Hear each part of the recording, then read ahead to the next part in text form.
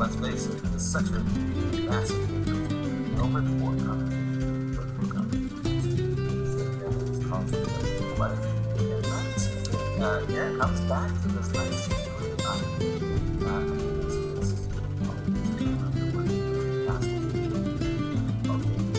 I was about to say, you're going to put your knight on c3, right? Hunting down that dark square bishop, finally,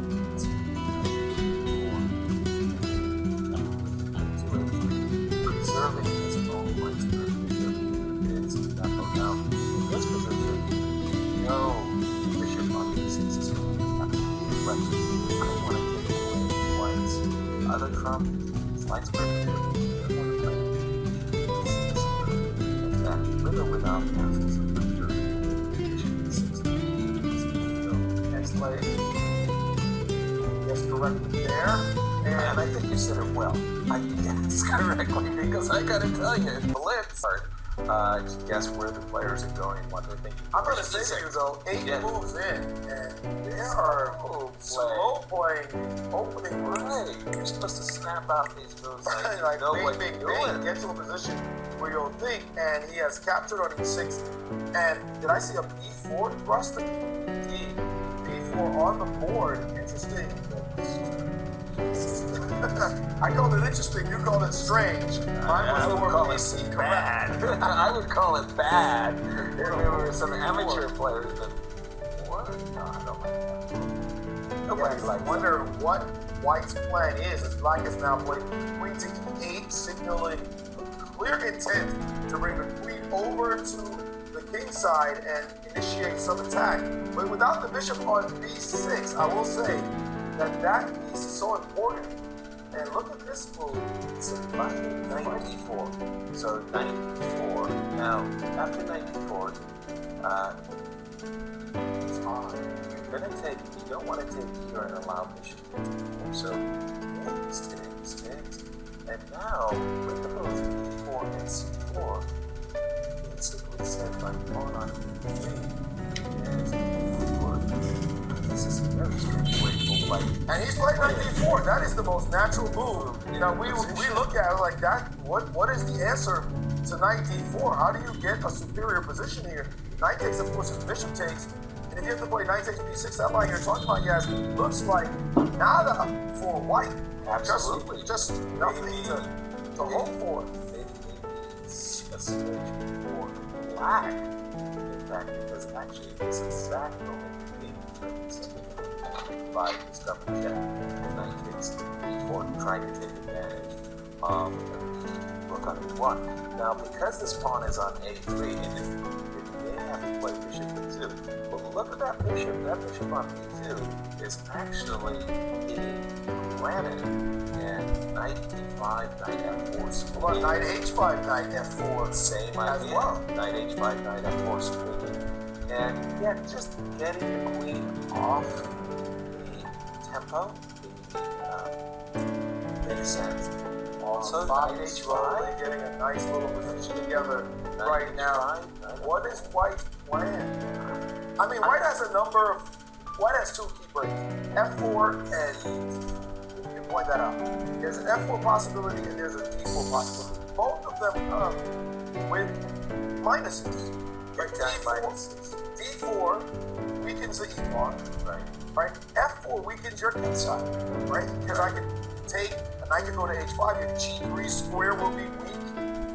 So both breaks don't look that promising. In the meantime, your a pawn on a3, even on a4 will need defense. If that black rook stays on that file, Black looks like he has options. Now this move, rook to a2, I'm sure where the rook is going, it is defended by the queen, but the a-pawn will need some work. The issue for Black, though, is what's the plan to break down White's position? There's no easy break. So now he's headed to the f4 square with his knight. Knight h5, queen to g4, quickly offering to trade queens. He's trying to get into an endgame. I think Fabi will probably avoid this trade, although a trade of queens is good for him as well. I mean, it's so. Are they playing rapids or are they playing blitz? Because they are playing so slowly I'm a little bit confused. Here, I'm trading queen takes, pawn takes, knight f6, and I'm planting my rook on a4, and I'm saying, look, I may not have anything, but if anybody's got an edge, it's me. I'm going to double my rooks, and one thing I'm going to play c5, and I'm going to make your bishop look awful. But we'll see, like you say, the idea of keeping the queens on the board, but Kramnik's not going to keep the queens on the board. Wait, well, I thought queen f7 was possible. You're not worried about bishop h6? I am worried about bishop h6, now that you said it. But king h7 gets off the g file, so no bishop h6 in case of queen f7. Now, if I'm Nepo shoes, I'm trading queens and I'm playing move a4 just to make sure that you don't post up on the queen side. And in that case, I think the game is about well, Nepo's spending a lot of time in finally trading queens as you suggested. Nepo should give a shake of his head right there. Because there was, I mean, it was like White exhausted.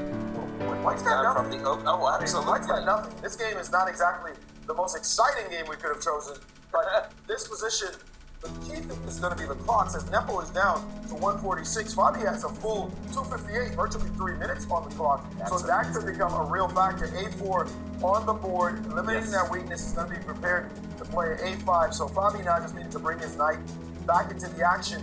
That knight, however, has no key square to get to, no future possible stable square. I can't find one. C6 will not really do it. D4 looks interesting.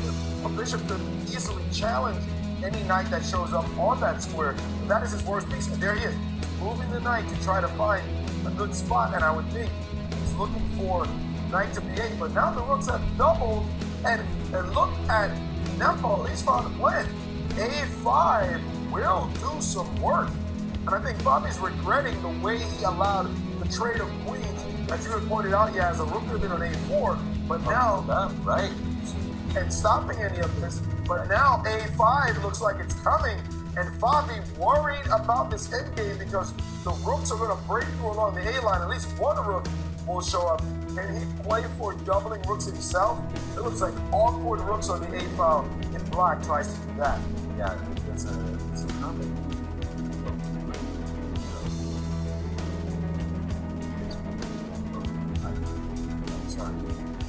I think something wrong there before the end. There is a combination in the position that black should not fall.